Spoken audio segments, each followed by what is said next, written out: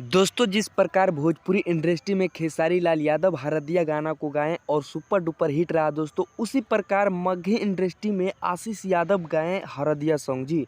और दोनों के गाना काफ़ी कमाल का था दोस्तों, और दोनों गाना अपने आप में सुपर डुपर हिट किया है दोस्तों जी। तो आप लोग के सबसे ज़्यादा किसका गाना पसंद आया है दोस्तों, आप लोग अपना राय कमेंट में ज़रूर बताइएगा। और जितने भी खेसारी लाल या तो आशीष यादव के फैंस देख रहे हैं, इस वीडियो को ज़्यादा से ज़्यादा शेयर कीजिएगा दोस्तों, और चैनल को अभी तक सब्सक्राइब नहीं किए तो सब्सक्राइब कीजिएगा और वीडियो को लाइक ज़रूर कीजिएगा दोस्तों।